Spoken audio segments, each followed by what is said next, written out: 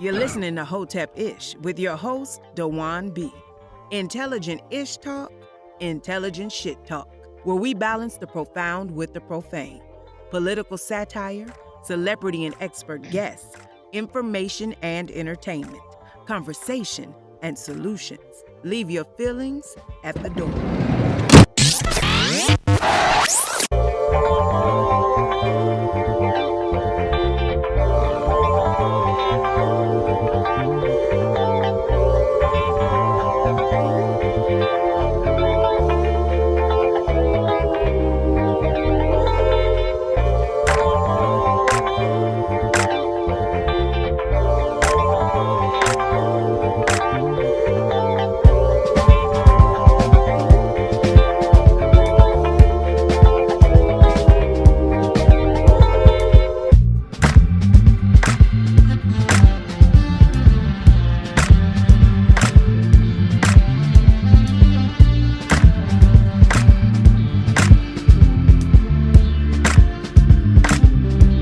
What up, y'all? We are here for that intelligent-ish talk, intelligent shit talk, home of the profound and the profane. Leave your feelings at the motherfucking door. Especially you grown men. We like to have conversations and solutions. We may touch on some things that you ain't comfortable with. We may touch on some things you ain't used to hearing. But whatever it is, calm your emotional ass down and listen. I'm here with my esteemed guests. I'm not going to have you guys wait too long because this brother right here is somebody that I've been listening to on YouTube for a very long time. I will say this. He's been very accurate with his information. He's been almost like a Negro Domus of boxing, especially when it comes to the business side of this game. And that's why I got attracted to this channel, Barbershop Conversations, because he would say things that I'd always think about the sport of boxing. And y'all know me, I'm a sports fanatic, especially basketball. Boxing is my second favorite sport. And I've always loved boxing, you know, but Sam Watson being a childhood friend of my dad.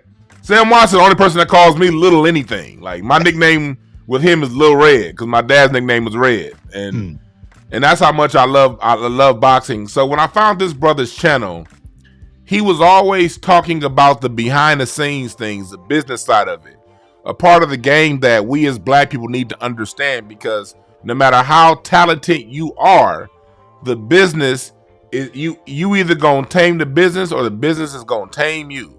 But the option is yours depending on how far you're willing to learn and know. And so this brother right here has been someone who's been speaking the truth. And when it came to this situation right here that we're going to be talking about today, Terence Crawford and Bob Arum, this was the first person I thought about because he's been telling Terence Crawford for a long time about, you know, his situation. And now the situation came back to bite him in the ass. He want to sue racism and shit. So without further ado, I'm going to introduce my guest for today, Mr. Cedrick Hawthorne. From Barbershop Conversations. What's up, brother?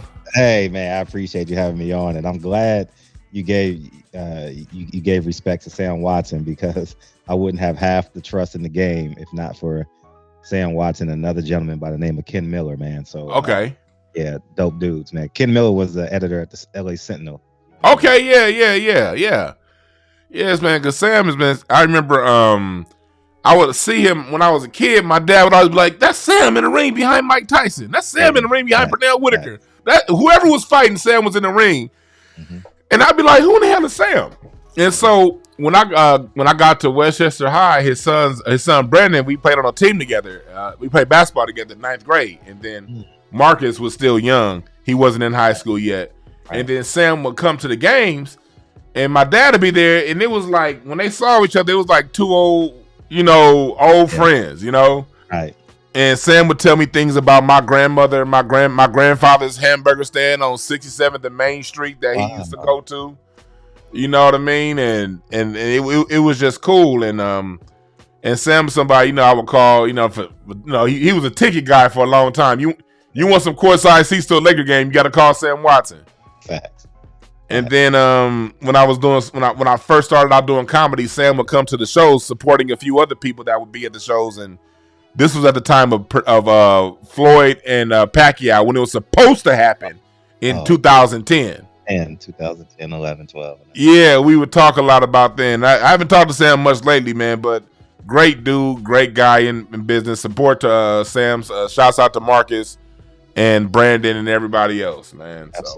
Absolutely. So I want to get into it. But I want to get into it for the people who don't know who you are and don't know much about your channel. Tell them who you are and a little bit of your backstory, and then we're going to get into what we're going to talk about here.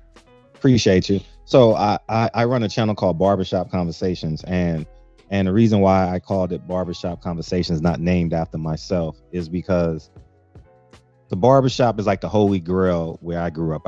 My first 8 years of my life, I was in Harlem, and then I've spent the rest of my life here in Los Angeles, and that's a safe haven where men can be men, and where fatherless kids go to be raised every Saturday, and they get little odd jobs. And I just genuinely believe the barbershop is the last haven for masculinity, free masculinity, you know, and I love the fact that my platform is basically non-censored, you know, and we go as far as YouTube will allow us, you know, and it's an amazing platform, and because of this platform, I've covered boxing for close to 10 years, man, and I mentioned because of great men like Sam Watson and Ken Miller, I was able to accelerate my success by getting the trust of the people in boxing, and now, ironically enough, because I stand for so much, you know, especially integrity and truth, I'm no longer a part of the conglomerate, which is what I knew. And I knew I was going to be the spook by the door, and I've infamously played that role to help out a lot of people, and I gracefully bowed out. You know, they thought they were taking my credential away, but I was like, I got you anyway. You know what I'm saying? I knew what my role is. I would never work for nobody. So I knew that eventually, similar to Malcolm X on the train. Remember when he was working on the train? Yes. And selling the sandwiches, he knew he was going to get fired because he was just so uncouth. Similar to me, you know, very uncouth, but I'm intelligent. Like I move meticulously now that I'm 44, and I'm in the best situation possible. I call myself the freest man in boxing, you know. Yeah, that's what's up. And for more people that's joining the chat room, thank you everybody for joining the chat room. Quanes, Star, everybody. Thank you, Star. Star already got your channel posted in the chat room. For those in the chat room, you want to subscribe to his channel because Fred goes live basically almost every night, right? Monday to Thursday, now 7:30 Pacific Standard Time, and we go until, you know, until the topic has exhausted itself, you know, and it's fun, man. It's fun every night, man. You know, I got a great co-host, Kyle, and we just rock and roll, man. And honestly, like 80% men, 20% women, but there's no filter. Yeah. You know, that's what I love, is no filter, dog. And I love it. It ain't no filter, because sometimes it'll be people that'll call in your channel and they'll be talking, and you'll see, you just kind of let them talk. And then after about 2 minutes of them talking, you'll be like, man, shut your ass up and get off my line. You ain't talking about shit. Go. Because some people don't know the clue. Like, I see what you're doing. You're trying to let people get their whole everything out, but they get to a point where they said everything they need to say 2 minutes ago. But they keep talking. Yeah, then the conversation turns into Groundhog's Day, you know. Facts. Yeah, I got one more thing to say, yeah, man. And another thing, man. And yeah, brother, man. And another thing. Yeah. And that other thing is the same thing I said the last thing. I said there's gonna be another thing. Facts.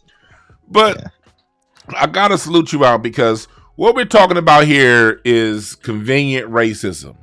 Oh man. How how black people can oftentimes use racism as a convenient tool. And it's usually the ones who don't fight racism every day. It's usually the ones most compliant with racism that are the first to file lawsuits when blunt racism knocks them in the face. And that's what we're talking about right now with the whole Bob Arum, Terence Crawford situation. Now, let me be clear for those of you tuning in who may not have listened to this particular channel for before. Or if you don't know, haven't heard Fred, we're not here to choose sides on either side. We're not here to say Bob Arum isn't racist. We ain't here to say Terence Crawford doesn't have a real grievance. I'm sure he does have a real grievance. And we all, any of us who follow boxing, we've seen what Top Rank does to black fighters, as far as most black fighters having to leave Top Rank to get to where they need to get to. So we're not choosing sides when it comes to this. What we're going on here is, Fred is someone who for years has been, we all know the Terence Crawford versus the Errol Spence has been the biggest possible fight in boxing for the last 4 years. Right. Outside of Wilder versus Joshua at one point. Right. And for those who don't know, if you don't know Fred's credentials, Deontay Wilder calls this brother when he wants his news out. Errol Spence calls this brother. So this is who you're listening to right now when we're talking about boxing. Thank you. But anyway, that was the biggest fight then. And we always were saying, look, if the only way the fight's going to happen is if Terence Crawford leaves Top Rank. Because Top Rank ain't putting the money up for that fight to happen. And because you were someone that was saying that back then, Terence Crawford's corner, tell them, the people, how they reacted to you. They basically called me a lawless nigga, basically. Like, I don't know nothing. I'm a hater. You just an Errol Spence fan. You're a nut hugger. You know what I mean? Bomac even went as far as saying, I'm wearing Errol Spence draws. You know what I mean? And you know what that means in prison, right? And, so I just sat back and I kept on hammering the nail, because I know if I say Terence Crawford name, it gets the most traction. But when I say his name, I'm talking to everybody. And so I continued to nail it home, and then it started gaining traction with other media outlets, and they started to see the same, but they're 2 years behind me. You know, I'm in many cases, I look for a system to attack. Like, I look to create news, you understand? And I don't mind being first, you know. I'm always going to be the first person off the helicopter and the last one to get on, you know. And Terence and them just didn't take to me at all. They just called me like, you don't know that, you a little nigga, man. You just trying to get on, man. I'm bigger, badder, stronger than you, you know. And over the years, I finally had a chance to catch up with him, right? Because Bomac had called into the show and we went back and forth. But I hadn't seen Terence in a few years, and I saw him at Wilder Fury 2 in February 2020. And we're standing at the MGM, and we're like 4 feet away from each other. And he says, I don't fuck with you. I said, I don't fuck with you either, nigga. and that was it, man. We was right. Everybody knows that walkway when you go into the MGM at the elevators, the first elevator to the right, and when you pass the Lion, and ever since then, now media is picking it up. Now they're speaking with confidence. You know, I was speaking as like the Lone Ranger, and now, present day, Terence Crawford is in the position as I predicted 4 years ago. Yeah. And someone in the chat room says, a black man can call racism anytime he wants. Yeah, you're right. Yeah. A black man can call racism anytime he wants. But look, racism is something that's always prevalent, always in our face. And if you're the kind of black person that tells other black people, hey, it's not about race, stop talking racism, and you tease black people for talking about race when it doesn't affect you, well, when it comes time to affecting you, don't expect the support of those who are doing this 24/7. That's all it is. There are things in life called consequences. And the consequence of ignoring race and acting like it doesn't exist is the potential loss of $10 million, which is what Terence Crawford is saying. It's not up. Yeah, I love that. Yeah, absolutely. Fred said 4 years ago, look, you're not going to get your bag. No. Terence Crawford went back and his people went back at Fred and said, F you, basically. Now that they didn't get the bag, it's all about pro-blackness and, hey, brother, yeah, I'm Malcolm X. Look. I'm not falling for that at all, D. And because he just got $6 million November 20th after he walked out the ring. He hasn't sacrificed anything. For those of you who don't know, I sacrificed everything I could possibly sacrifice in my prime. Like, I'm literally I'm 44, so I'm literally at year 1, year 2. So probably at 40, 41, I was at a rookie of my prime, because you go to 65 and 70, as a journalist. So I risked everything, I turned down thousands of dollars from the Zone. I turned down jobs from ESPN and who else? Some other jobs too. But and I stayed independent. And I knew they were going to kick me out. I had no doubt in my mind I was going to get kicked out. So I armed myself with as much ammunition as possible. If I interviewed you, I got your contact information, and simultaneously my platform is gaining traction, it's gaining momentum, and now it's to the point now, whoever name I say, it goes directly to them. Their best friend will watch the video and say, hey, this little Negro talking about you. So yeah. Yeah, and I want to talk, because I'm talking about this Terence Crawford lawsuit situation from a sociological point of view, from a cultural anthropological point of view. We want to, whenever these things happen, we want to study them and see what happens, because we as Black people, we're behind the 8 ball. And the way you get from behind the 8 ball is through information, through studying, through knowing what you're seeing. We are oftentimes the least prepared, least on the ball people in the room, full of people that hate us, full of people who are looking to make money off us. Look, as Black people, when we're the entertainment, whether you're the rapper, the basketball player, the boxer, the people you're in a room full of lions that see you as steak that they're going to use to eat. But oftentimes we're the one that wants to talk the least about it. And that's why we always end up talking after the fact. Hey, they took money from me. Hey, they did us wrong. Hey, they stole $10 million. Right. If we talk and move in a way to where we understand these things and they're at the front of our mind, you have a far less likelihood. It's not saying everybody's perfect. It's not saying that the Black management team is good. It's not saying all white is bad. It's saying that when you understand this in the front of your mind, you're probably going to get your bag up front and you won't have to worry about things on the back end. And that's what channels like Fred's does. Right. And it was so obvious, because Top Rank has a La Brea tar pit size full of fossils, Floyd Mayweather, Cotto, Oscar De La Hoya, Mikey Garcia, Sugar Ray Leonard, Marvin Hagler had to sue to get a world title fight, and the list goes on and on. And because he thought he was the selected Negro, he thought he was Super Negro. Mm-hmm.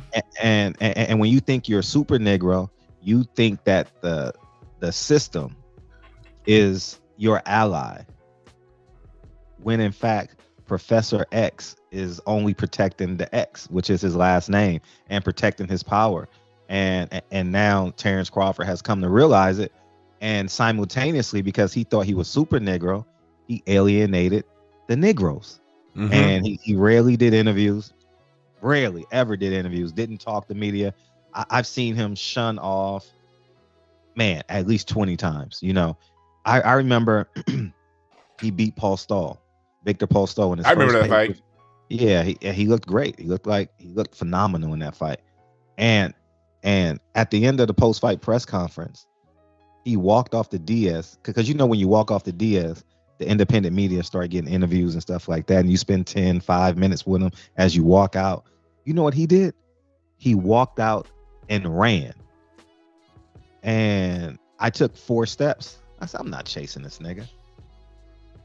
And that is who Terence Crawford has been to media, to Black media, and I can't sit here and vouch for Terence Crawford. I only can be pragmatic in reporting what's going on, because this isn't a Black issue.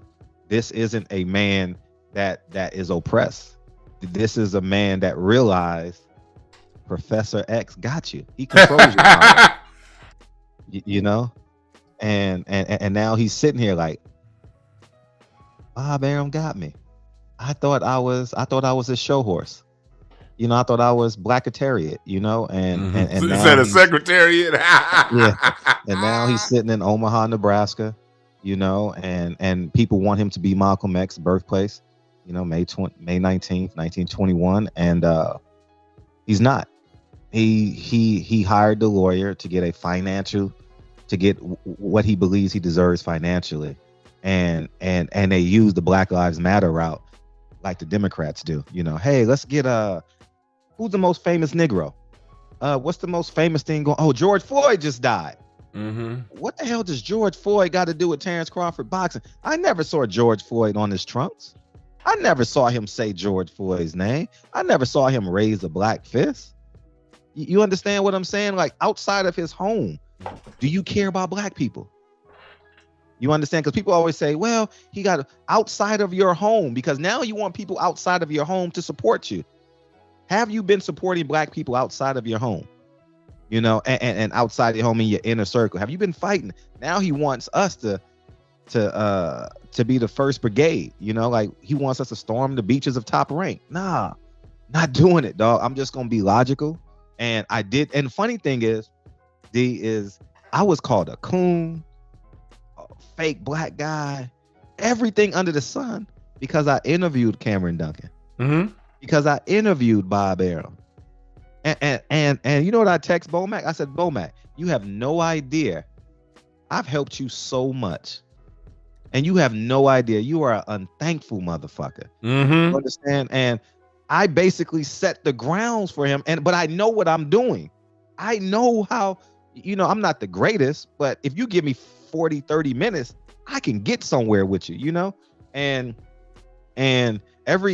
all these interviews are now becoming like historical documents. And what I tell people, if I get anybody for an hour, it's going to be a part of their documentary, you know? And everyone that I've interviewed over the years, as it pertains to this, they will be subpoenaing me for the files, you know? And I wish him well. If he believed that he was robbed, I want him to get what he's just due. You know, if Bob Arum is a racist, according to him, he's a racist. You know, this ain't about how Bob Arum treated me. You know, this ain't about how Terence Crawford treated me. You know, I'm just going to report it as it is, because his lawyer is disgusting. He played upon the emotional intelligence of the black people. And I think it's just outright disgusting. And because it's not about race. If you look at the claims and what they're desiring from this case, it has no type of social reform. None. Zero. And then guess what? Shakur Stevenson is his little bro. Why did you advocate for Shakur Stevenson to sign with Top Rank? Why are you supporting that? Why are you supporting Keyshawn Davis, 2020 Olympic silver medalist? Him and his brother just signed. Your whole camp is signed to them. Everybody. You pointed out something that I want to go back and key in on. Yeah, please. And this is the nuance as to why we're talking about this. Because there are people out there saying, hey, black people, we need to get on code with Terence Crawford because he's suing a white man. Let me explain to you what on code means. On code don't mean just following somebody because they black, complaining at somebody that's white. That's not. On code is a 24 hours, 7 days a week position. It's how you live your life when it comes to working with other black people.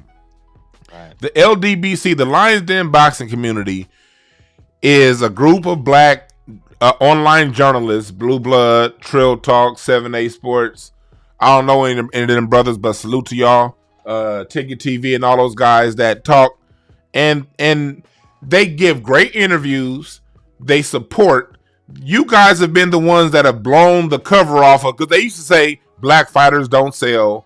Right, you know, right. Black fighters need them. You know, we got to appeal to the Mexicans. We got to appeal to the Irish. You need a whole nation behind them, and black people don't.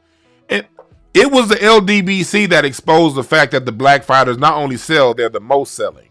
They give the most support to the Charlos, to all these people. But in return, when you're dealing with people like Crawford, when you're dealing with the Charlos, when you're dealing with other black people in boxing, they'll be quick to run to ESPN.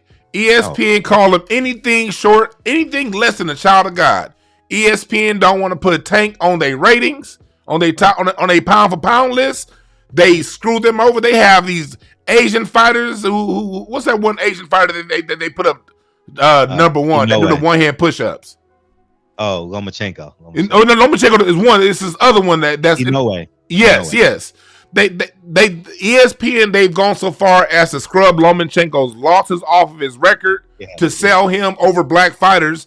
Yet these black fighters only fuck with them white folks. When there's a whole community of black journalists that do it right, that have nothing but support, they encourage people to buy your pay-per-views, and you ignore them, you ignore them, you ignore them until it's time for your own dime. And that is one of the biggest issues, that reason why we as a group collectively don't go anywhere. We see this all the time. We see it right now in boxing. We see it with Byron Allen. Every time Byron Allen got a lawsuit against the cable companies, he want to say, hey, I'm black, bliggity black.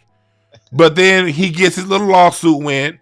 He don't support black media. He don't have anything that helps the greater good of black society on his network. We see it all the time. You see it with people like Jay-Z. Jay-Z, I'm black, bliggity black, titles for black people. Then you see all the executives are white. You know what I mean? And we as a people, my thing is this, look. These athletes, these entertainers, they have to learn to separate their personal wealth from the greater good of black society. Because if this suit had anything to do with black society, it will be calls for some sort of reparations to all of the black boxers that have been dealt with, calls for them to fund programs that are going to help black people. But when you say black, bliggity black, now what's the resolution? Pay me $10 million. Nah, brother, that's for you. And as a brother that's on call, I'm not gonna get in your way. I'm not gonna do anything for you not to get that $10 million. But don't recruit me when you've never been about me, when it's always been about you. Right. That's the difference. Right. And the funny thing is, I'm glad you brought that up, because I was the tipping point. You understand? But I wasn't, shall I say, popular enough, or my name cachet didn't ring out.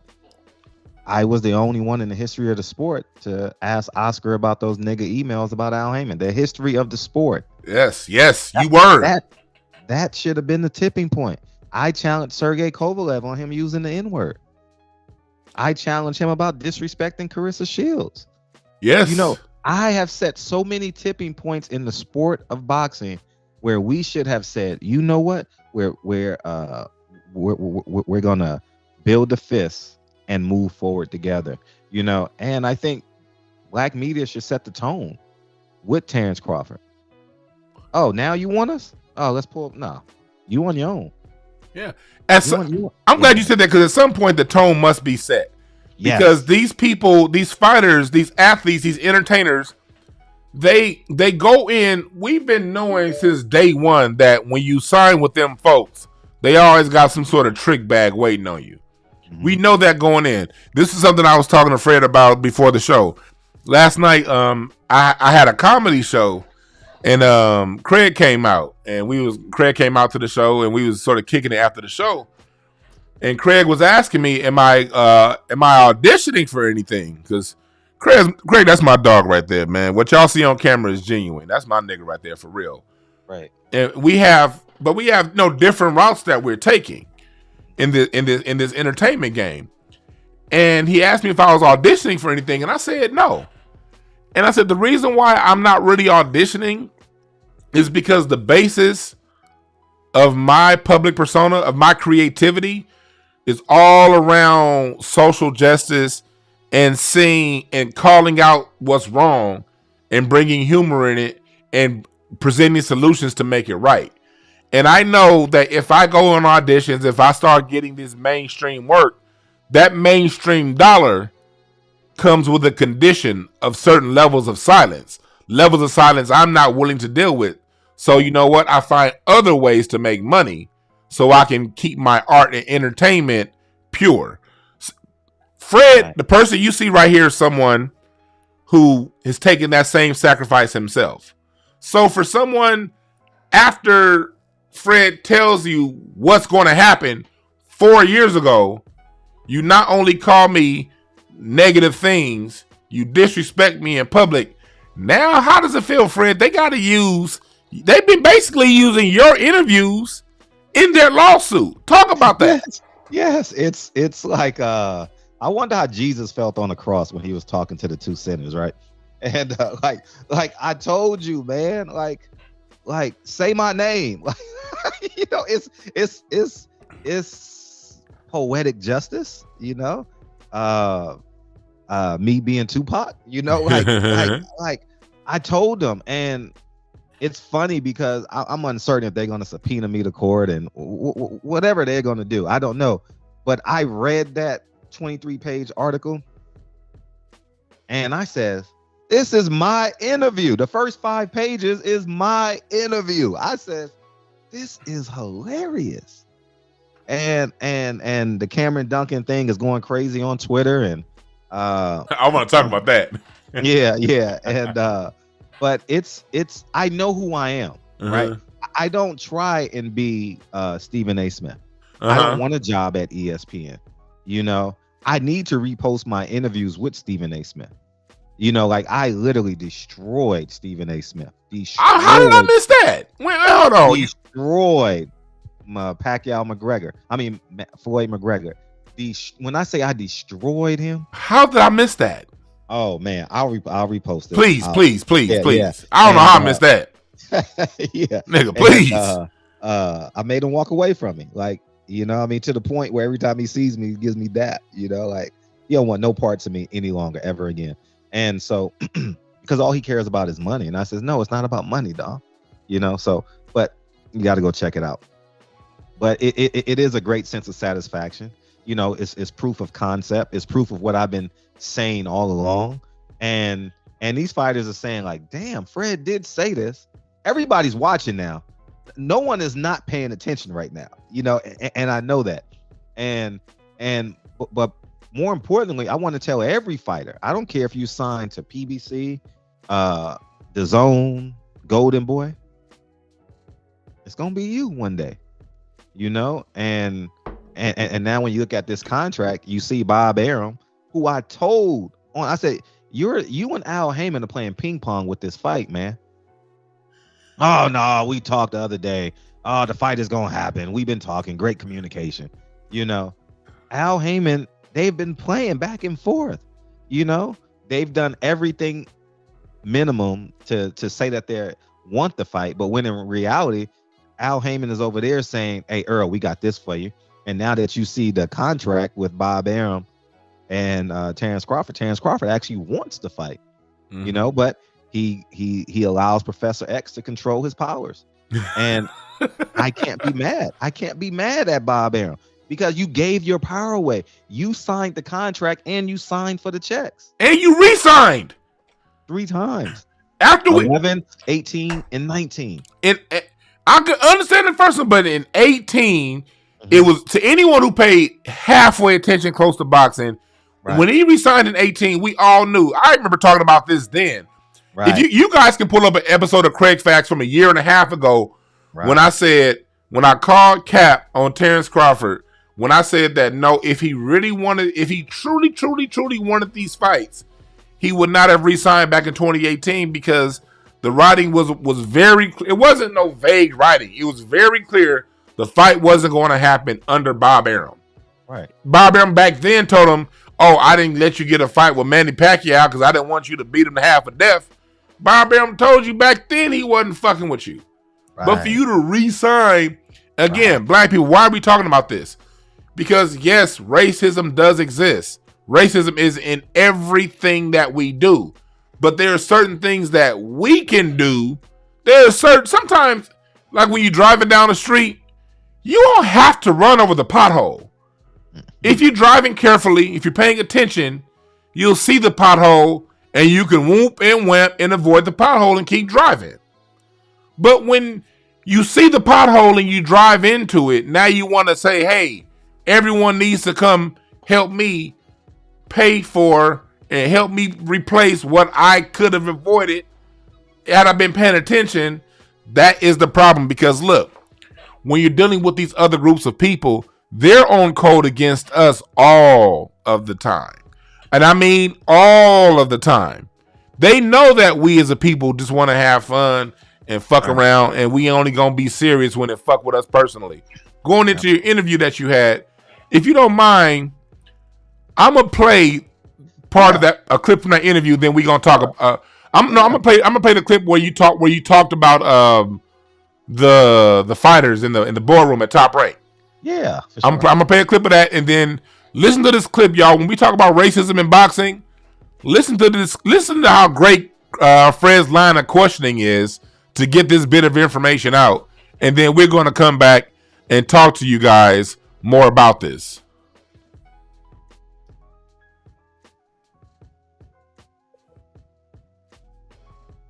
Oh shit, it's not playing the audio. It's not playing the audio. Why aren't you playing the audio? What if I do it this way? Mix one. Here we go. Hamburger cheese. So I called the Mayweather gym and they says, Fred, if I give you this number, you have to ask him this question. And I says, okay, what's the question? And they said, ask Cameron Duncan, do Top Rank have like columns of fighters? And they say, we don't want this guy fighting the black fighter. We don't want this fighter fighting the Mexican fighter, and so on and so forth. You're going to get into the racial stuff, huh? No, I'm not. I'm asking. That's a theory there by the greatest matchmaker, probably, in my opinion, ever. Uh-huh. And I'm not going to mention his name either, but you know what I'm talking about. Uh-huh. And he used to have a thing up on his board, NBF, no black fighters. Uh-huh. And when I was taught to bring up a fighter, you know, and again, it's just, he used to say to me, you can go anywhere in the country, and I'm going to leave it at this. I don't want to go into a long discussion, because people are people in God's eyes, and we're all the same. He used to say to me, you can go anywhere into a city in America or anywhere in the world and ask a white guy, and he didn't say any other, he didn't say anything about Hispanic, anything.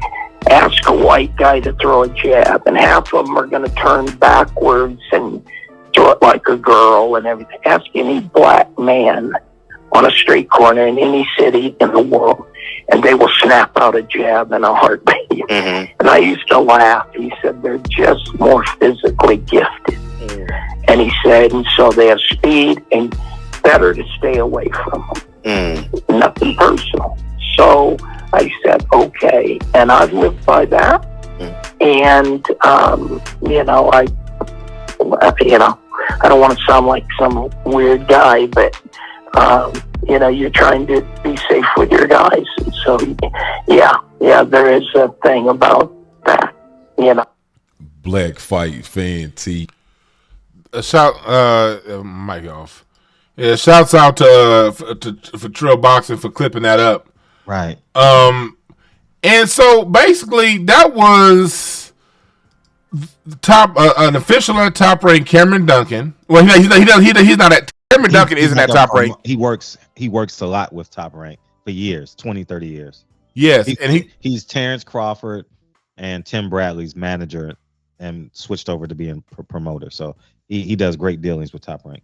Okay, so basically him telling Fred that, you know, there is a list out there to avoid black fighters. And when we're talking about racism is people losing out on the opportunity to make money and make a living based on the color of their skin.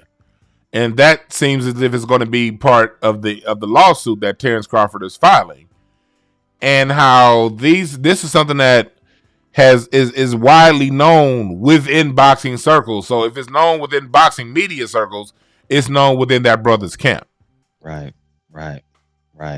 And you know, it's funny when you deal with like The shuck. I'm laughing now because I have a list of questions. I'm like a coach. Like I draw up my first 15 plays when I do an interview, and I'm shucking and jiving to keep him loose in that. So I'm like playing a mental game with him, because if I ask that question like Khalid Muhammad, he's not gonna answer it.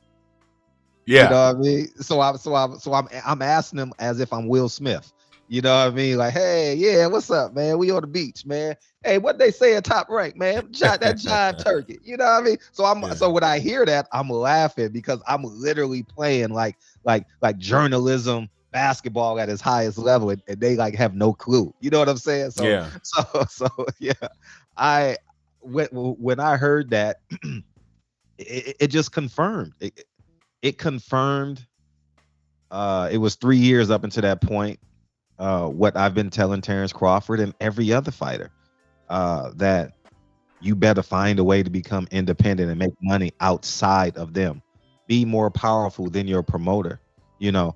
And if you choose to deal with the networks, you got to bypass your promoter and get to the network, you know. And that's what I believe Floyd didn't do. You know, if Floyd would have went directly to the network, yeah, you know how big of a flex that would have been. Yeah. And then you had another masterful interview yesterday with Rick Glazier. Oh yeah, that was fun. And I like when they think they winning. Yeah, like I didn't get the clip of this. I'm sorry, I didn't get the clip where I wanted to go back to, but it was a part in the interview where you talked about this Terence Crawford's case, and Rick Glazier went right in the house. This is what On Code is. Rick Glazier didn't have much positive to say about Bob Arum, the person, you know, but when the minute Fred asked about the racism charge, the first thing Glazier did was talk about how many gift cards he done passed out to Christmas, how he has a black wife. First of all, Fred asked Glazier about Bob Arum, and Glazier went in and talking about himself and why he ain't racist because of his black friends. And then he went into talking about how George Foreman is supporting Top Rank, Andre Ward, and all of these other black fighters, how he can't be racist because, hey, look at all these black people who have my back. And the reason why I'm bringing that up is because that's a game that they play, and black people ignorantly play along with them, knowing good and hell what's going on, but playing stupid, because oftentimes black people care more about white people's approval than standing for some principles and helping their people out. So the first move we see Bob Arum is going to make is bring in his black friends to say, hey, he's not racist. If you ask me, if a similar situation happens 2 years ago with a different fighter, Terence Crawford would have been one of those fighters saying, hey, he's not racist because of how I got paid. Talk to me, Fred, about how you see this in boxing. All of these black fighters playing along with the game. Okay. You see this every day. Talk to us about that. Yeah, Kwame said, go along, get along game. Yeah, like Kwame said, yeah. Yeah. Terence Crawford did. He said Bob Arum compared him to an inanimate object in Beverly Hills. And Terence Crawford said, oh, that's just Bob being Bob, man. You don't have the relationship that I got with him. I'm like, this is if you were afraid to go to the starting line now, man, I'm ready to shoot the pistol in there. You need to run. You need to go. And he's just sitting there passively aggressively. He want that check. He knows what his guarantee is. We didn't. Now we know because of the lawsuit, but he knows how much he's getting paid if he's complicit. And he chose to be complicit. And it's on so many different levels. Like, for example, Barry Hearn, who is Eddie Hearn's dad, said, oh, he's sitting next to Dillian White. Oh, these slave contracts. Huh? Oh, I remember that. Huh? I'm like, let's go right now. Like, let's form our own league right now. You know? And the emails with Golden Boy. I'm telling you, those emails with Golden Boy should have been the straw that broke the camel's back. It really should have been, separated. Yeah. We should have separated right then and there. Because Professor X don't call Terence Crawford a nigga. But Golden Boy did. It's over. Because if we say it in the street, oh, if that motherfucker called me a nigga, oh man, you know what I'm gonna do? Oh man, I'm gonna break him in half, man. I'll do life in jail. He called me a nigga. You know what I mean?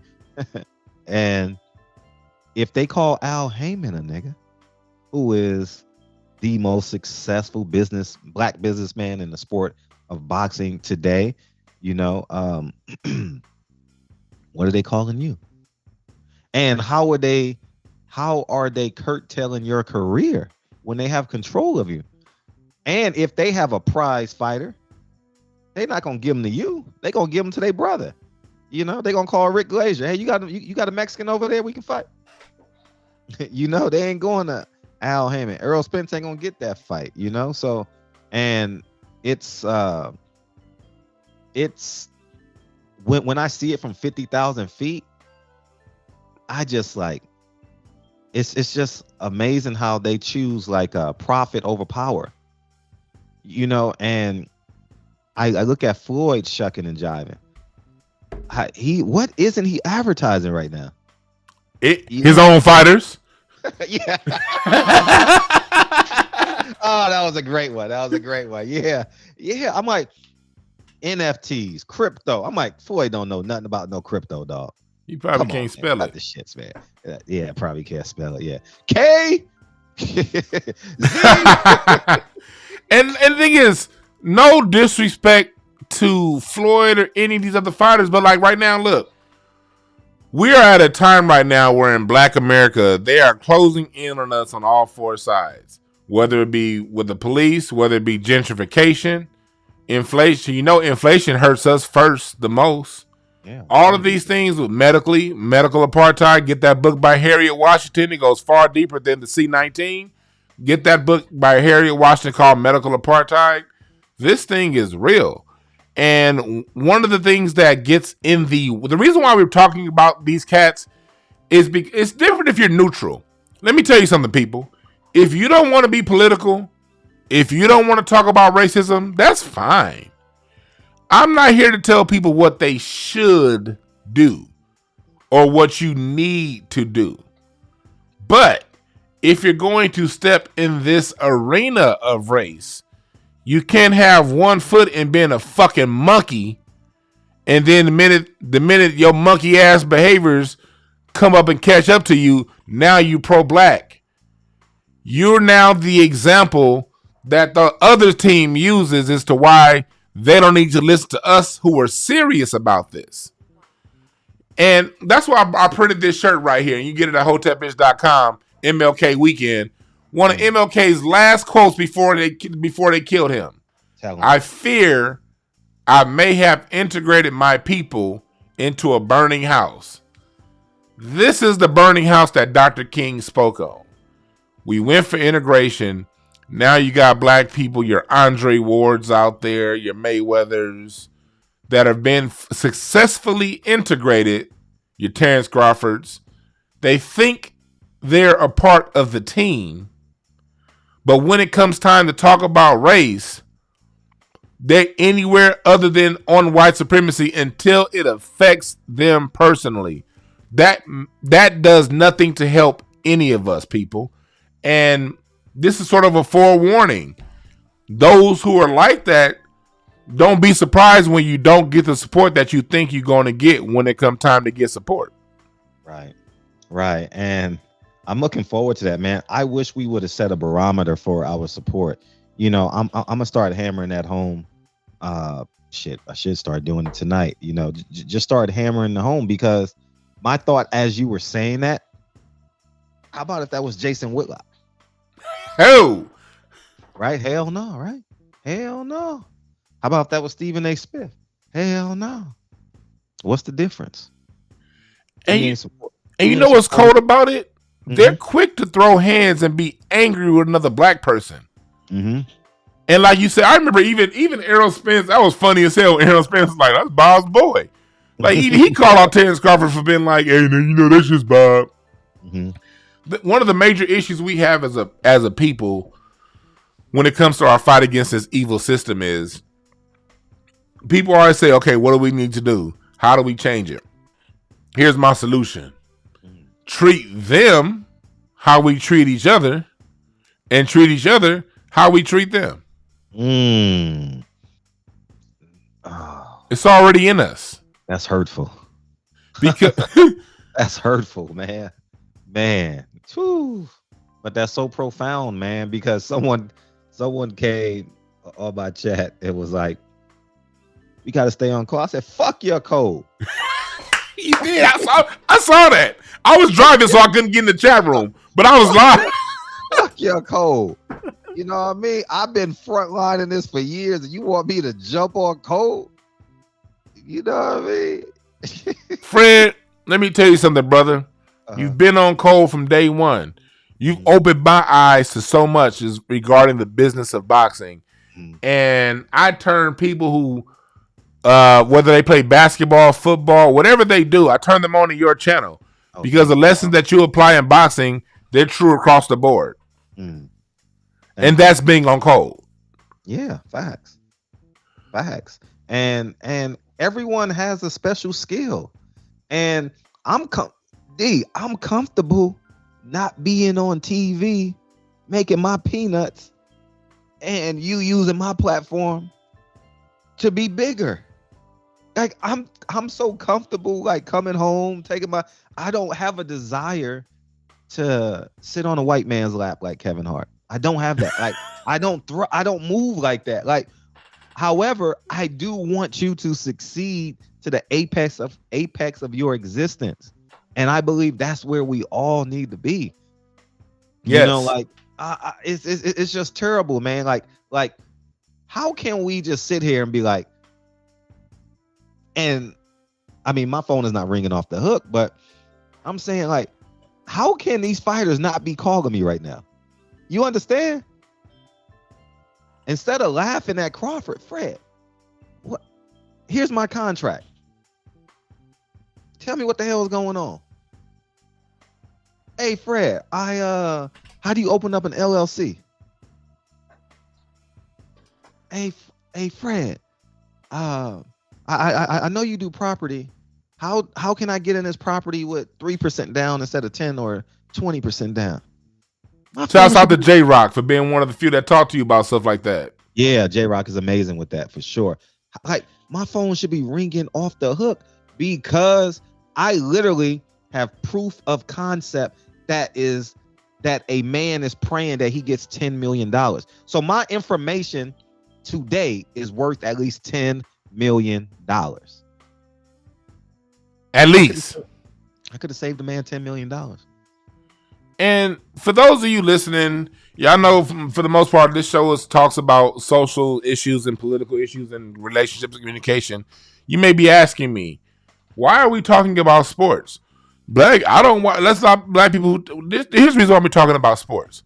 Because although I understand black people, and I'm sure Fred understands this also, we have bigger fish to fry than worried about some fucking sport. We need to be doing some better things than that. The fact is, a lot of our people are still grounded in sports. And since we are grounded in sports, and we're going to be there for any time in the foreseeable future, we may as well get the most we can out of it. And we may as well use sports as an example for broader things in society. So we love pushing our kids to football, baseball. No, not so much baseball anymore, but football, basketball, boxing. If we're going to do that, we always talk about one of the major complaints that black people have is, hey, those people have information that they don't give us. Well, you have people like Fred that has the information that they know and understand and can break it down to you. But because as a people, we're so conditioned to listening to white people and ignoring what the black man has to say, we don't listen to the black man when he has the word to say it. Fred, talk to me about how frustrating that can be, because you've had a years-long crusade of predicting the future, of just telling shit that these niggas should know anyway, and they still don't listen to you. Tell me about your frustration with that. Man, it's extra frustrating, man. And I'll give you an example. Deontay Wilder had an opponent pull out. PBC called me and said, who should he fight? I said, Chris Arreola. I said, guess who fought on 2 weeks' notice? Chris Arreola. Mm-hmm. You know what I mean? Like they come when they need me, and they fish and they do what they want to do. But it is so frustrating when I'm sitting here like, because Kaba Kameni, I'm inspired by him. When he touched my spirit when I he love said, Kaba, man. Salute to Kaba Kamene. He said, "You give the greatest gift that you have to your community for free." So I give them everything that I've gone through, you know, and now it's 44 years of, shall we say, blood, sweat, and tears, you know, and I'm giving it to you for free because I went through that, so you don't have to go through that, as your boy Jay-Z would say, you know. So I don't want these fighters to be like Evander Holyfield. Man, You know, Rick Ross owns his house. Think about that. 50 Cent owns Mike Tyson. I don't know if he sold it, but owned his house. Think about that conceptually. they can't keep the houses 2 years after they retire. No. And that goes to the person in the chat room that says sports creates generational wealth. What generational wealth? I don't give a fuck how much you make. If you don't know what to do with it, you ain't no damn generational wealth. And that's what Fred speaks on, how to make it happen. But these niggas ain't listening.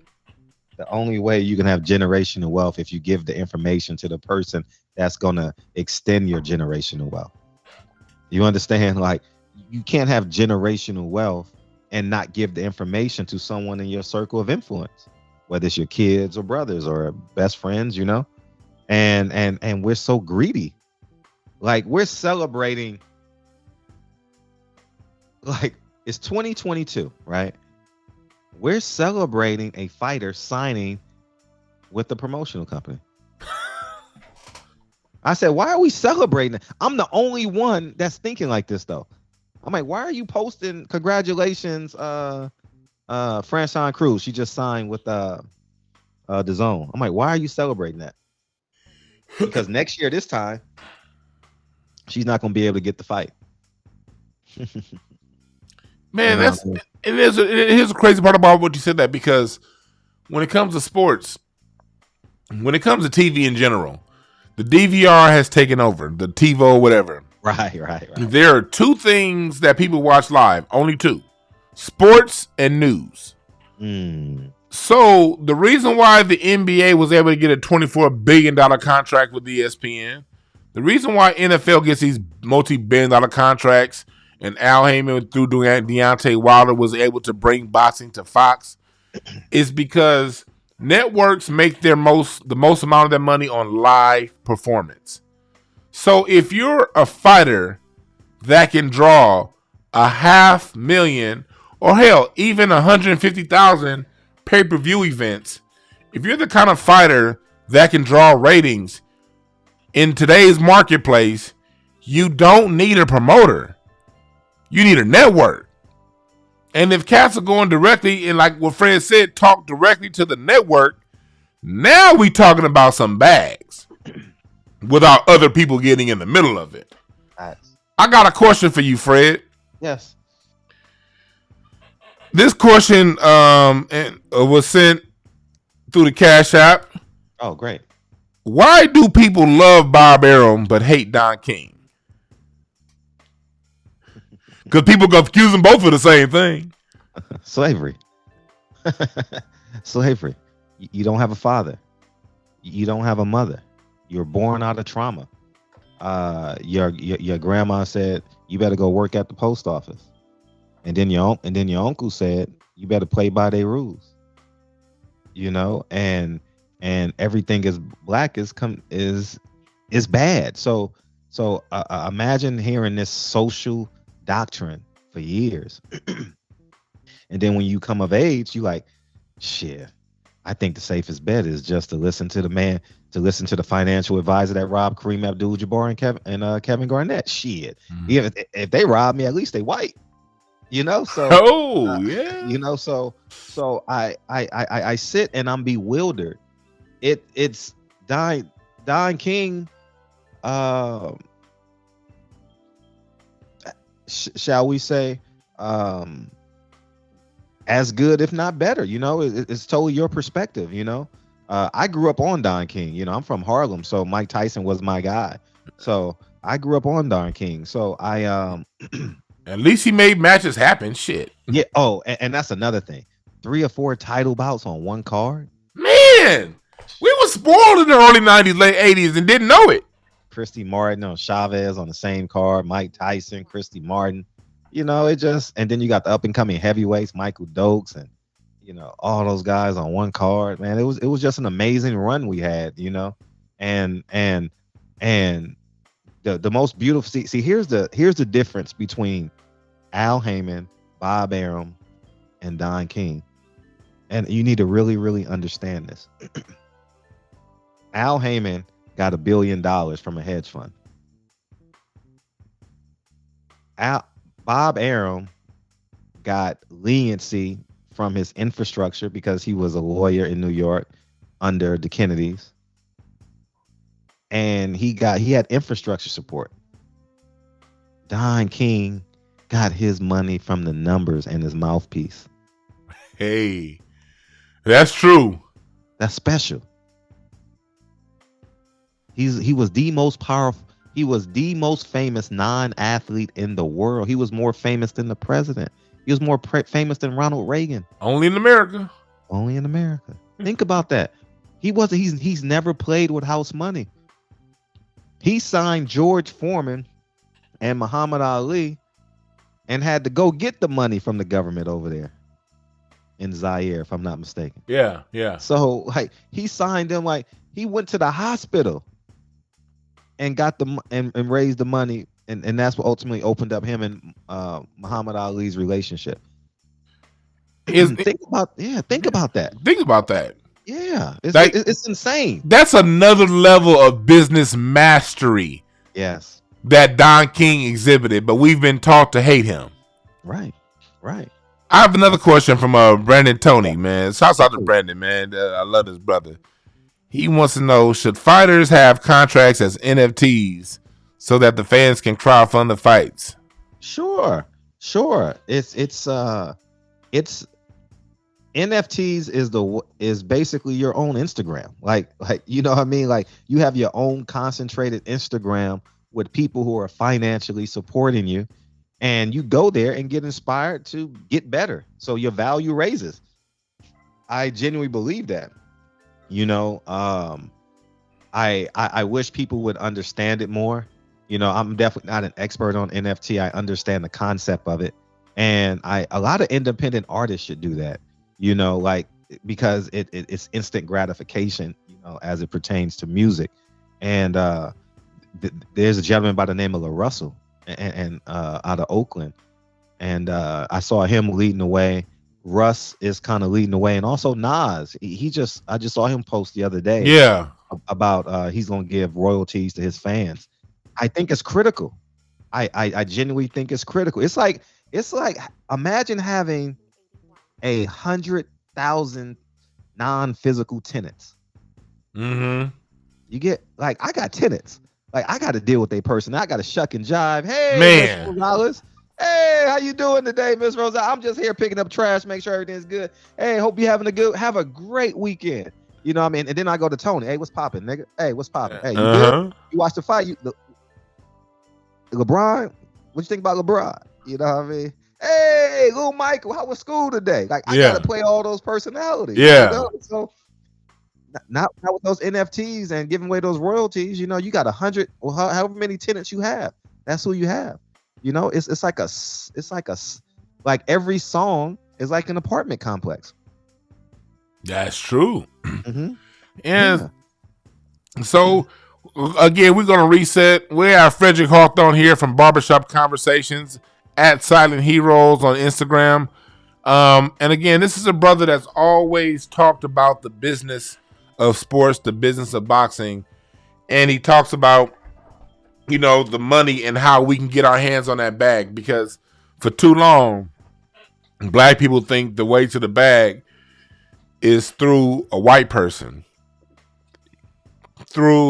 They think that the sport, the physical gifts as an athlete is the end all be all, and let me get this $10 million contract or $20 million contract, whatever, and that's it. No, there is more money for you to mine out. And when we talk about more money, that's more money for you as an athlete.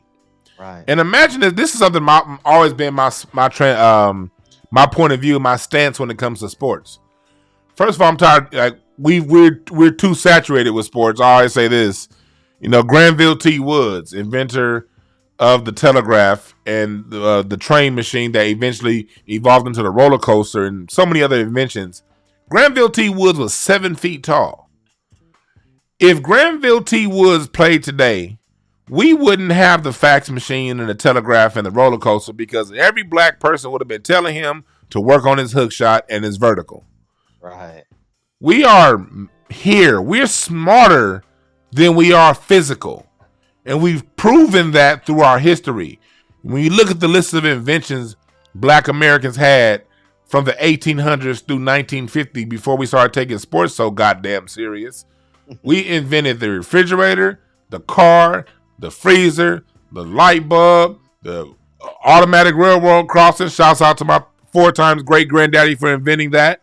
We invented, we had Benjamin Banneker perfected the clock. That's why it's named Big Ben.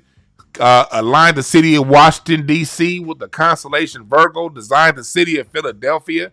That's who the fuck we are. So when we go around minimizing ourselves to sports, we play ourselves short. But for those who only see us in sports, okay, just say you do have an athletically gifted kid that's going to be good for sports. Fine. Well, we also need agents. Right. We need managers. Right. We need financial planners. Because people will say, hey, we need to start our own league. Guess what, people? Athletes don't start leagues. Business people start leagues for athletes to play under. So if we're going to start our own league, that means the way we raise centers and point guards, we need to raise a class of business people on the same way we raise our guards. Because in sports, if you're going to make the NBA and stay in the NBA, that's 8 to 12 hours a day of off-season work in order to sit on the end of the bench of an NBA team. Dedicate that same time towards business, towards marketing, towards whatever profession you want. You're going to be a fucking millionaire if you dedicate that much time to it. So if we have to raise a whole class of black youth that support industries around the sport, physical trainers, therapists, and all of these people are making money hand over fist. But if we only thinking that we're the product in the sport, we're going to end up in the situation that Terence Crawford is in right now. Right. Ignoring the money even the money that was on the table for you in your prime, ignoring it because another black person said it was there. Fred, like I said, I really thank you, man, for what you do because you open the minds and talk about how much money is out there in the pot. And if we have our youth growing up and there's a black hand, how many hands would you say is in the pot for a major fight? Whoo.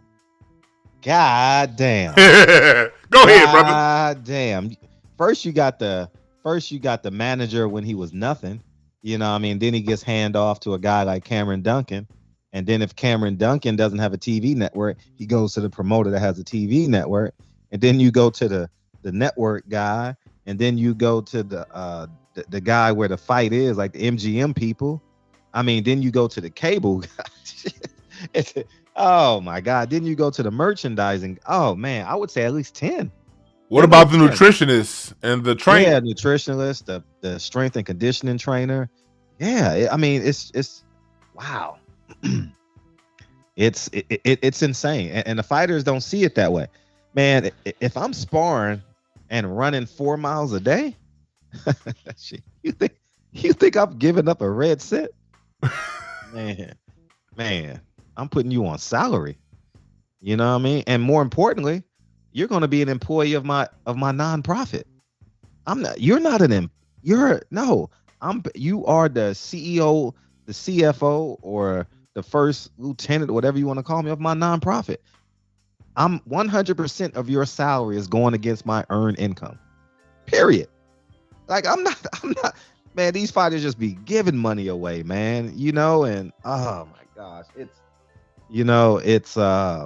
I wish him well. And I'm going to be that guy like Nipsey. You know what I mean? Like rest his soul, God bless him. I'm going to be similar to Nipsey, you know, where when I'm gone, people going to be like, man, he was a man's man. He taught us about being independent, betting on ourselves, and ownership is key. And that's going to be me. And in terms of boxing, you know, and I wish it wasn't, but I am prepared to be that person, you know, and I wish my phone was ringing off the hook. I wish it was, you know, because any fighter that is signed to a promoter, you need to have a liaison. Imagine Bob Arum, which they do 9 out of 10 times, right? They got both fighters. They got the red corner and the blue corner. How can you negotiate that? Well, they got different managers per se, right? But you need someone really that's a liaison, because your manager has 5 fighters.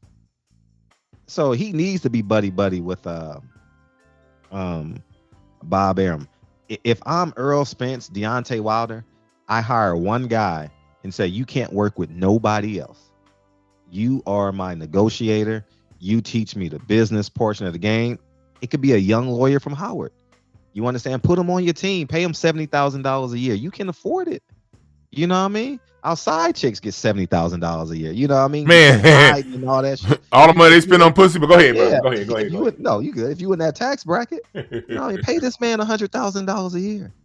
You know what I mean? He's your CPA. He's your liaison. He's talking to Al Heyman, because when Al Heyman talks to you, you know what he says?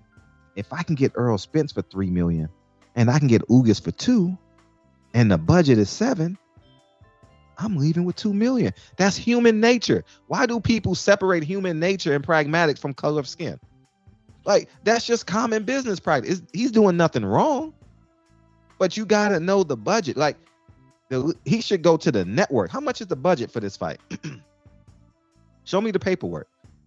I've never heard a fighter talk to Steven Espinosa and be like, can I see the paperwork? I've never heard a fighter ask for an auditor, hire their own private auditor for a pay-per-view.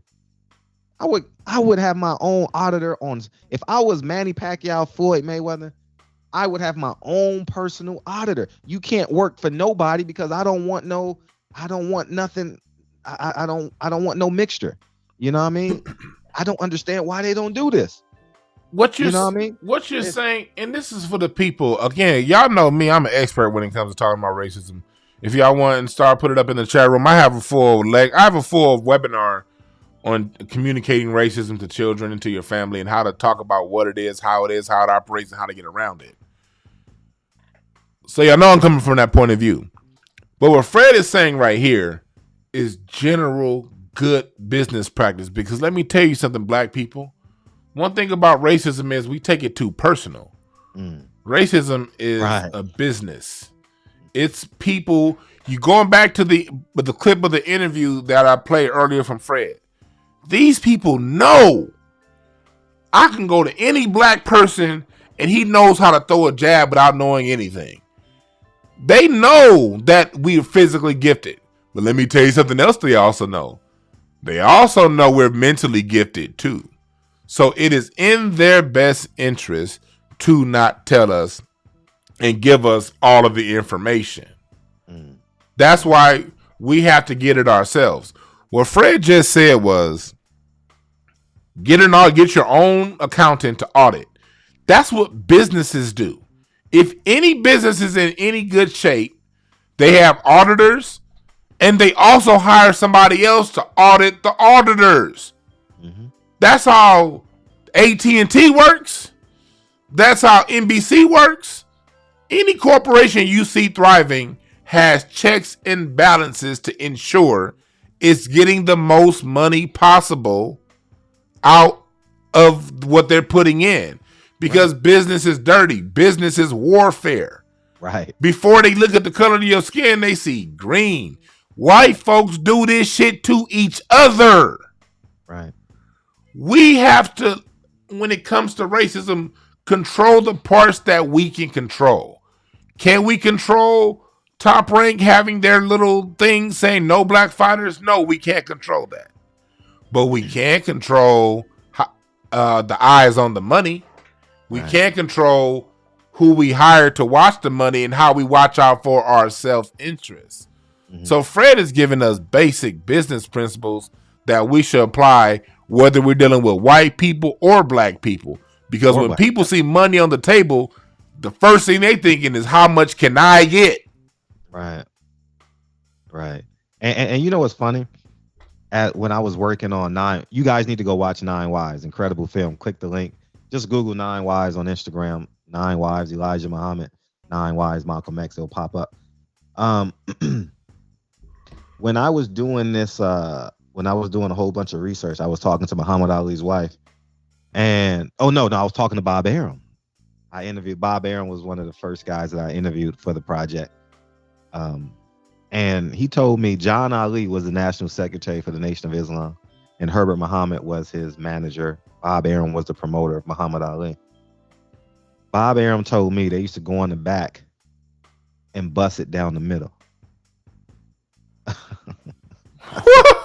I said, Bob Arum is robbing, Herbert Muhammad's robbing, John Ali's robbing, Elijah Muhammad's robbing, and then Muhammad Ali gets his money. I said, damn. He said, so this is what Muhammad Ali. Yes. We used to go in the back and bust it down the middle. Basically, what that means is we take what we take, and then whatever is left over that we feel like leaving over. Isn't that crazy? Isn't that crazy? When he said that, I said, damn. People in the audience just like, oh, that's cool, that's fair. I'm like, no, Herbert Muhammad's gonna buy a new Cadillac and a fur. You know what I mean? Bob Arum is getting over like a fat cat. It's unaccounted for. But if you had an auditor, how many tickets were sold? You go directly to the arena. How many tickets were sold? 10,000? Okay. What was the total gate? Okay. All right. Pay-per-view. You go directly to the network. That's your auditor's job. We did 2 million pay-per-views at $49. Okay. Thank you. I know where I'm at. That's what it comes down to when you talk about the numbers, man. I know that I know I can't have you on here all day, man. So I want to go back to what we were talking about before I close this interview out, my brother. Yeah. And just talk about what you were saying. Just put a button on it. Again, for those of you who may be tuning in soon, our brother we have right here, Cedrick Hawthorne, is someone who has been talking about this lawsuit 4 years before it became a lawsuit. Facts. The lawsuit is actually 4 years late, based off what this brother's been saying. On record, you can look it up on his own YouTube channel. His channel is tagged in this interview. As black people, there are things that we can do. We want to make sure when it comes to this fight against white supremacy that we control what we can control. And what we can control is things like practical things like Fred is giving out, having auditors, reviewing your business, making sure that you don't trust anyone, that they see you as a product, that you may take care of your business affairs because you have such a limited window to maximize your earning income as an athlete. And this interview applies across sports. I don't care whatever you play, right? Whatever you do, even in business, that you listen and you take these principles that we're talking about right here. Right. Also, at the same time, if you want the support of the greater black society, you don't hop on racism when it's time to put money in your pocket. Right. This is something that you have to be vigilant and aware of all the time because it's always messing with you. Evidence, the clip we played earlier from his interview where Top Rank has a board saying no black fighters for these other non-black fighters. We can't put them against black fighters. So these people are practicing racism 24 hours a day against you as they smile in your face, shake your hand, and give you $6 million contracts. Right. The reason why you have a $6 million contract is you probably had 20 million coming to you. The racism is the reason why you're getting 6 instead of 20. Right. But that only comes out of having a knowledge of self and a value and having self-worth. Fred, talk to them about anything that you want to talk about in these last going into that. Thank you. First, I want to say I appreciate you, D, for having me on, and shout out to Craig Facts. I think it's the baddest podcast on the internet, dog. Like, man. I appreciate that. No, dead ass. And you said something which is brought something to my attention. I remember when Floyd fought Manny Pacquiao, and he was touting Warren Buffett around.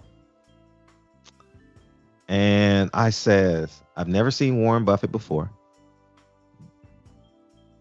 Floyd Mayweather is carrying him around like a piece of jewelry.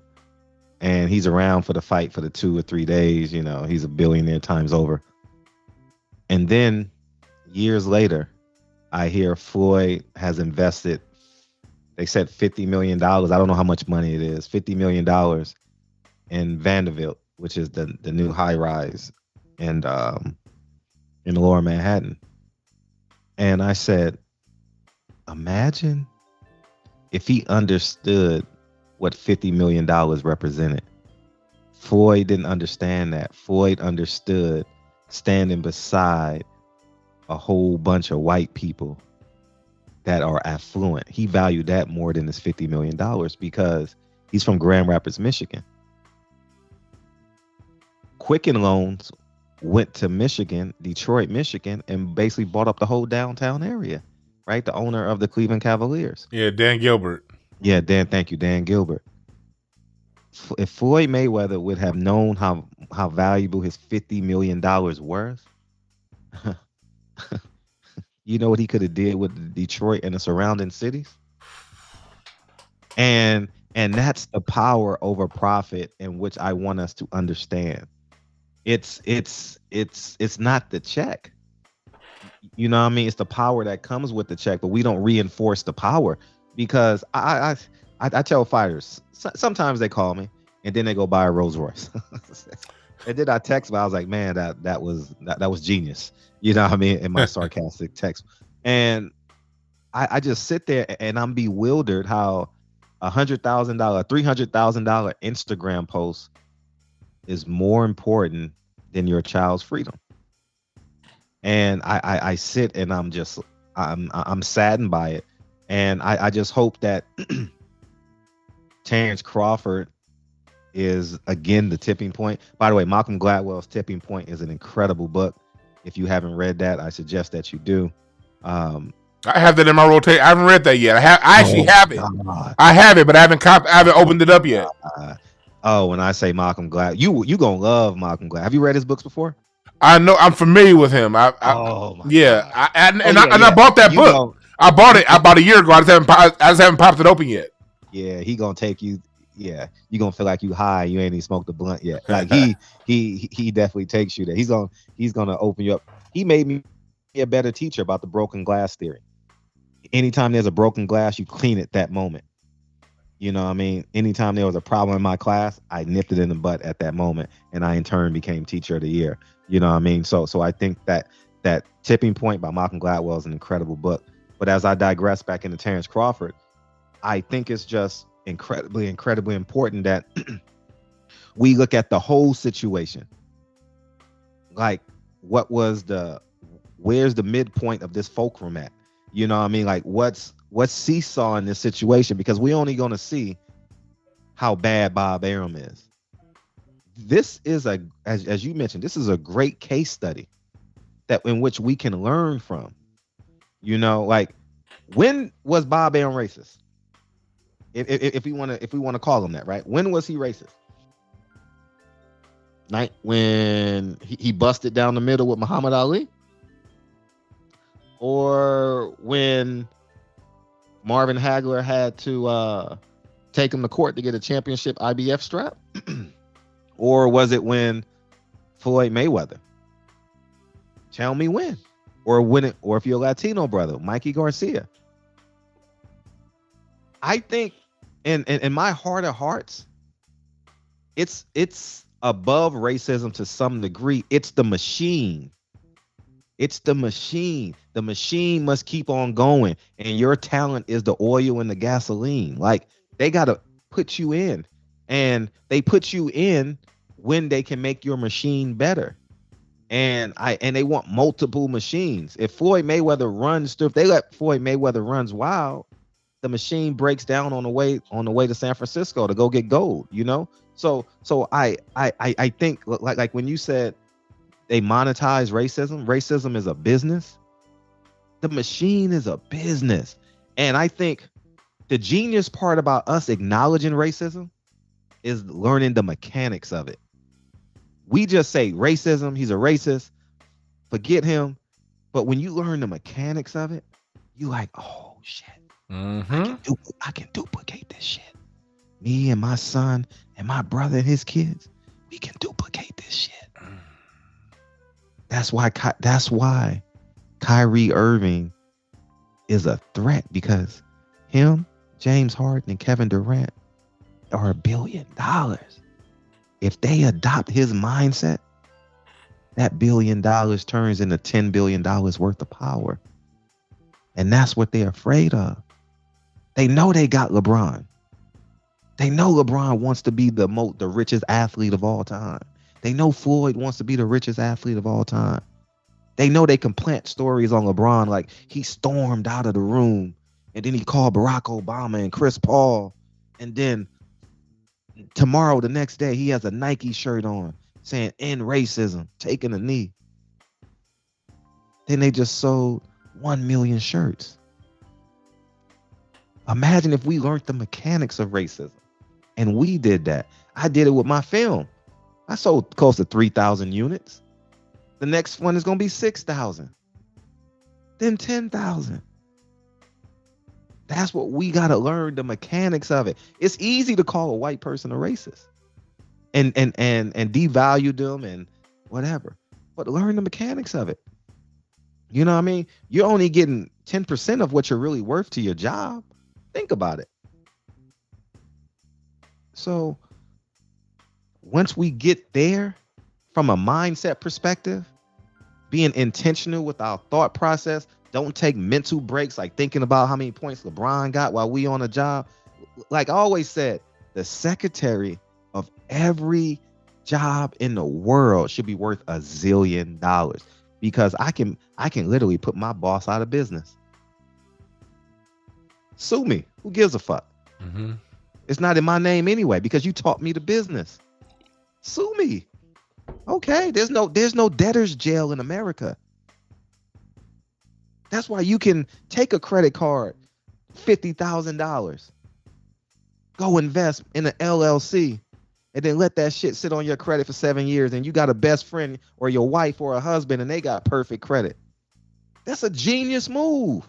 You can go to college for free. Just have that shit sit on your credit for 7 years. Who gives a fuck? You're going to be 28 anyway. You ain't got to pay for college. Fuck college. That's some real game right there, man. Yeah, it's so many ways to skin the cat. Mrs. Jones, your neighbor, doesn't have an 800 credit score. She doesn't. She got 2 incomes. Her mama gave her that house. You know what I mean? Like, that's the reality of this. That's the reality of this, for real. Yeah. You know, and I want us all to win. Like I always say, I always talk to Kyle, my call, I say, we building platforms, Kyle, for everybody to come. Everybody. I don't care who you're dating. I don't care what religion you are. I want us all to win. We separate ourselves by subcultures. Once we get rid of these subcultures, like for example, when we think about this for real, the people that are closest to the equator are the darkest. We came to capitalism and they called us black. And then that made us a subculture in this capitalist society. That's a fundamentalist standpoint. And now we're part of this subgroup that is subservient to this other subgroup. Mm-hmm. And they control the population. It's intentional. It's only going to be 15% black people in America. You think they control the visas. They control how long we can live, and we abide by it. All this is intentional. It's a machine. If everybody dies at 77, guess what? And we can control who comes in and who comes out. White people remains the majority. It's simple math. Mm-hmm. Simple math. Yeah. You know, so like I'm flabbergasted. That's why I say look at the mechanics of racism, and we gonna win. When I say we'll win, oh my God, it's astronomical. Because in my household, I'm a racist. My last name is Hawthorne. Period. I'm not going to ESPN. Mm-hmm. Nah, I'm a racist for the last name Hawthorne. Period. Mm-hmm. And I think once we get that, we win, D. I agree, man. Like you said, we are the oil that fuels racism. Mm-hmm. Racism, I always say this all the time. Racism, white supremacy cannot exist without complicit black inferiority. And what I mean by complicit, meaning we go along to get along with the game. Going back to the beginning of this conversation, a brother like you warned Terence Crawford 4 years ago about this. But because he got a guaranteed check from somebody who, we saw it with Floyd, we saw it with Marvin Hagler, like you say, we saw it with Sugar Ray. We have a 30, 40-year track record of this man looking out for himself. And on top of looking out for himself, he has never seemed, for whatever reason, if you don't believe in racism, okay, fine, whatever. But for whatever reason, he never seems to be able to get these black fighters big money paydays, big fights. But because Massa Boss is treating me right and I'm getting my check, I'm going to ignore what Massa Boss did to the rest of the Negroes because I'm goods. That right there is black complicity to white supremacy. As long as I got mine, other niggas, we see it right now with the Charlos. I was a big Charlo fan. The last fight I went to was Charlo versus Harrison, way out in Ontario. Yeah, I mean, anytime they in Southern California, but when I saw that way that brother talked, it was all up in Deontay Wilder's chat room saying it ain't about race. And then he want to fight other black people. But then when it come time for his shit, his bag is getting messed up. Now all of a sudden it's racism. We got to cut niggas like you off because you in the way. Right. We have to value ourselves as a people, as a culture, and know, not think, not feel, but know what we bring is the most important piece of the puzzle. You can have the smartest lawyer, you can have the greatest venue in the world with the best network. Don't none of they shit, whether you own the venue, own the network, have the management company, you're the promoter, you're the beer salesman, all these people who are creating true generational wealth, they don't get a single dime without your black ass jumping in and performing at the level you perform.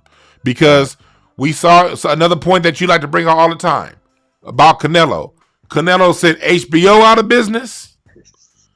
Canelo is damn near sending DAZN out of business. And it looked like he getting ready to do with PBC. They put all this money behind this white-looking Latino, and they never get the return. But because the narrative is, hey, the Latinos selling, the black people don't, these companies have gone so far as to go out of business, right, to support that. But when it comes to, every time we've seen them put their money on a black fighter, Deontay Wilder and Fox, they seem to win.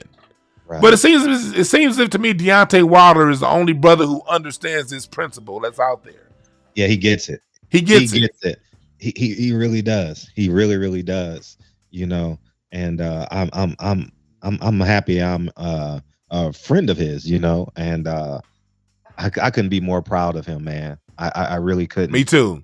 And damn the losses. I love that brother. Shit. Yeah, I'm looking forward to what he does next, you know.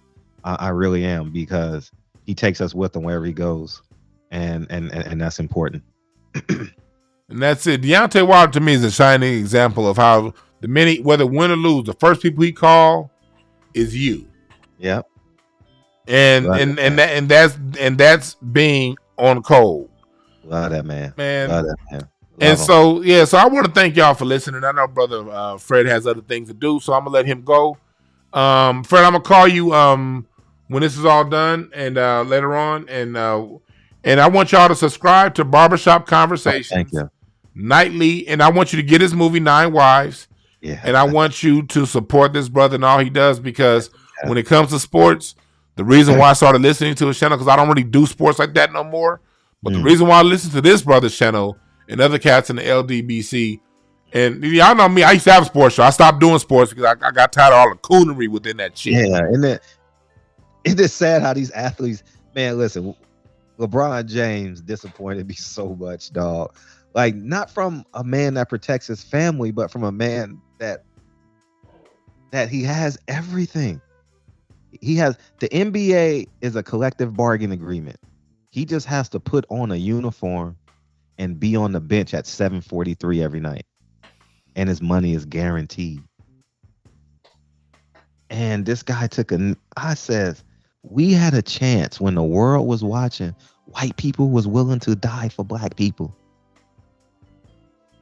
And we didn't see we're negotiating whether we're playing or not.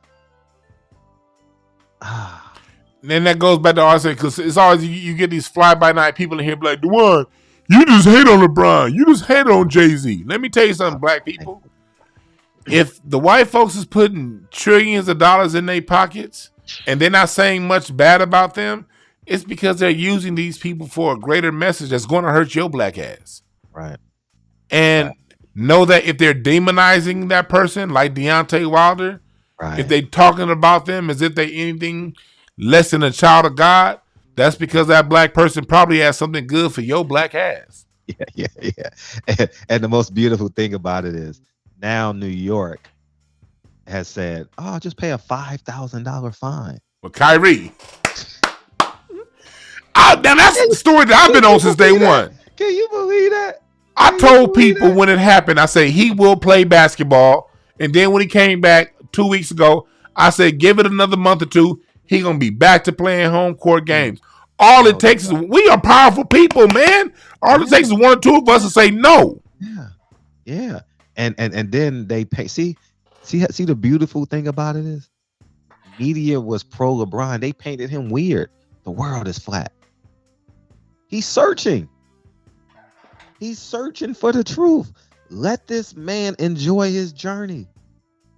He's in his 20s. Yeah, let him enjoy. He's burning sage. He doesn't have all the answers. He's searching for them. You know what I mean? You yelling at a 2-year-old kid because he made a mistake. That's the first time he's done it. That's who Kyrie Irving is. His dad didn't make $45 million a year. But the most important thing, at the end of every game, his dad hugs him. I'm proud of you, son. That's beautiful. Kyrie has the self-respect of knowing that he stood for his principle. He has his father's respect, and he has respect of everyone who's a self-respecting person. Whether or not you chose to get the needle or not, if you're a self-respecting person that understands people's right for self, for dignity, and right to speak and stand for themselves, a man's right to choose. Right, facts. If you respect that, you got his respect. Right. And I want to thank brothers like you, Fred, because again, like, you inspire me, man. Oh, that's love. When I did my sports show back in the day with old Benchwarmer, I don't even like bringing up that nigga's name anymore. People who know. But I used to have a sports show with a professional athlete, and I let that go because it was just too much going on. I didn't want to. I saw where it was headed, and I didn't think people wanted to hear what I had to say as far as understanding the bigger picture when it came to sports. So when I ran across your channel, I think in 2016, 2017, that's love. I said, okay, if I had kept doing sports, this brother's doing what at the time I didn't have the courage to push through and do. And I was too down on myself. I didn't think that people would get it. And then I came across your channel and I saw, okay, it's someone out there. So I respect you, my brother. I want you to keep doing what you're doing. We need you out there because The celebrity of the future is a celebrity. The person I don't even want to use the word celebrity, but the icons and the people of respect of this decade moving forward are those that bring us substance. Right. And you're at the cutting edge of that. We have our new black media online, but you've been part of the new black media when it comes to sports. You 7A Sports, Trill Boxing. Like I said, I don't know none of them brothers, but I got nothing but respect for you, the Lions Den. I got respect for y'all because y'all giving us sports, but y'all giving us sports in a way that is healthy for us to consume sports. Not some fanboy punk bullshit. It's real life, real talk. You on the business end, 7-8 them niggas on the street end, but it still come back down to the real. Yeah. Yeah, they're awesome at what they do. Yeah. Facts. So, man, thank you again, man, for joining us, brother. Thank you. I appreciate your audience, man, for tapping in. And you got to come be a guest on my show, man. Let me know when. I'm down. I am down. February. I'll send you a date in February. Send me a date, and I will be there. Thank you, dog. Thank you. All right, brother. That's Cedrick Hawthorne from Barbershop Conversations. Silent Heroes. Y'all see his information on the bottom. Make sure y'all subscribe to his channel. Yeah, folks, man. Shit. I appreciate that, Brandon. Yeah, man. That's what it come down to. You heard Nino Black, Andrew Williams, and Brandon Bill. Bradley Bill looks silly for folding. Yep. Yeah, so. Yeah, Fred's ordered a lot of apologies, Kenneth Berry. He's ordered a lot of apologies. He's someone that stood out there and took that bullet. And he got into and he got pushed out of the inner circle of boxing. But what does it show you, people? The system pushed Fred out because of his stance and willingness to speak up for what's right. But look what happened. The system's coming right back around to him because in his willingness to stand out, in his willingness to speak up and say what's right, it's his interview being used for the biggest lawsuit in boxing right now. So the mainstream had to come back to him, all from him standing on his square. And that's how we are as a people. We are powerful people. All we got to do is have some fucking integrity, some nuts. Be a little ball. I don't agree with everything Fred does. No, sometimes Fred says some things on his show. I'll be like, I don't agree with that. But guess what? That's beautiful. I don't agree with him all the time because I have my own mind. He has his. Just like I'm pretty damn sure, because I got a bunch of smart listeners out there. I got people who are very intelligent that listen to this show. I'm sure, I'm 99.9999999% sure that I say things sometimes where Star, Quan, Kenneth Berry, y'all people listen to the show. What's up, Gerard? I'm pretty sure every now and again I say some shit that be like, them niggas be like. But because these are people who think for themselves, they respect my autonomy to have my own point of view, and I respect theirs. It's not about agreeing all the time. We're not in preschool, people. It's only in preschool you need people to be your friend. And think what I think. Feel what I feel. I feel. Oh, please. I need you to validate my feelings. If you pass the 5th grade, you need to be past that bullshit. Stand on your own goddamn square. What's up, Lady B? What's up, Shahar Hot and Bug Shelton? Hell, I said some shit with Shahar a few months ago in this chat room where Shahar said some shit in the chat room and I went in talking all kind of shit. Guess where Shahar is? Right back in his chat room. Because Shahar understands that, hey, we ain't going to agree on some shit. But that's fine. That's fine.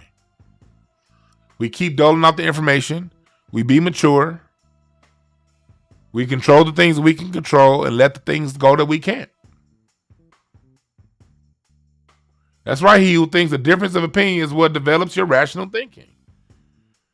There are times that sometimes y'all in the chat room will say some shit that I'll go back and be like, I didn't agree with that motherfucker. But they did kind of have a point. Ugh. Okay. All we got to do is be authentic with ourselves and with one another. And love one another. Love the greater good of our society. Look out for the greater good of our society. Understand that personal gains that hurt the greater society ain't necessarily the best thing. And know that we all have the skill, the talent, and the wherewithal to make whatever money we need to make without hurting the next person. What's up, DJ Show in the chat room? What's up, Manuel Heath? I want y'all to go ahead and get the t-shirts at hotepish.com/apparel /shop. Because I got the Martin Luther King weekend. We got the t-shirts on sale. I got the live drum sample bags coming up pretty soon. Oh, one thing I want to tell you guys. I'm setting up my my membership for my communication masterclass. My communication masterclass is going to be on it's going to be a membership. I was going to do a limited class, but this is going to be an ongoing series. We're going to talk about relationships in depth, up close, whether it be spousal relationships, work relationships, parent-child relationships, things like that. I will have things like this. Let me see here. Where is it? Was it this one? Things like this? No, not that. Well, this is one of them. When it comes to my Patreon, not Patreon, but my membership, all my classes, everything that we talk is the reason why is a step up. It's a step up from what's just going on YouTube. It's not just me talking. I put together paperwork like this, not flyers, but articles and journals on how to help you effectively communicate better. Eye contact, how to speak for yourself. And not only are we talking in that group, but I'm also going to give you guys paperwork to use on your own to deal with these issues. And that's only going to be at $29.99 a month. $30 a month ain't shit. Because I charge $175 an hour for these sessions.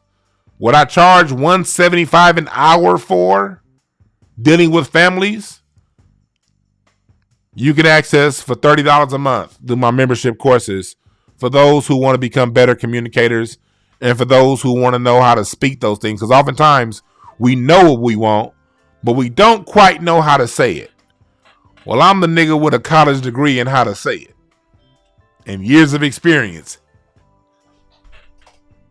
So that's going to be up, and I'm going to be doing monthly webinars for that. You're going to get discounts on the merchandise store, and we're going to have question and answers to help you resolve the issues that you're having with your family, with your coworkers, with whoever around communication. It's a $175 an hour value, and with my private sessions, that's $175 an hour for 3 sessions a month, minimum 3 sessions. So you'll be able to get that for $30 a month. All right. Yeah, I got a college degree in how to say it. And shit, fuck the college degree, goddammit. I'm married. I'm outside of these goddamn so-called relationship experts. All them niggas are single. How you know what the fuck they saying gonna work? I'm gonna give you functional information. I give you functional information that you can apply, that works. That if you're in this group, you'll be able to inbox me, and then we'll be able to work together on how to mold what you're trying to get done. Because on top of my college degree, shit, nigga, I experienced this shit, people. This ain't conceptual. And I've spent years compiling this information, putting this information together. So you're going to get the benefit of all of that. What am I on tonight? I think I'm going to do an incense and ashtrays tonight, about 8 o'clock. Get ready. I'm going to be over on Mixcloud. We're going to listen to some music tonight, people. I'm going to talk about swing. And from Count Basie to Erykah Badu, to Anderson .Paak, to Outkast. We're going to talk about how swing appears in all different areas of black music. And then we just gonna jam out and listen to some music tonight on Incense and Ashtrays. So the Mixcloud link is in the bio. Download Mixcloud. You right, popping your drinks on deck, Quanes. We gonna do that tonight. All right. Here on my channel, I like to bring valuable information that you can use. Valuable information that you can use and function within society. Not intellectual masturbation about how smart we are. No. We give information for you to use. All right, people? Now, I'm not going to talk about Tiffany and her... Tiffany, my people. I ain't seen Tiffany in years, but I love Tiffany Haddish. I don't talk about the gossip. I talk about the winning. I talk about we talk about how to win over here. We don't stick in gossip. And if it is something that's gossipy to talk about, we use it to talk about solutions, not to criticize people because they're a celebrity and they had a bad day. That's not what we're here for. We're here for solutions. Yeah, I think it's going to be about 8 o'clock California time. 8 o'clock California time. 8:30 California time. Don't hold me to it. It's going to be sometime in that window. We're going to do our Incense and Ashtrays live music mix down. What's up, Lisa, in the chat room? Yeah, we don't gossip over here. We bring solutions or we shut the fuck up. You dig? All right, man. Thank y'all for listening. I'm about to be out. Y'all have a good one. Remember this. There are no perfect messengers. Only perfect messages for those who are willing to pick up the game. My name is Dwan. I'm out.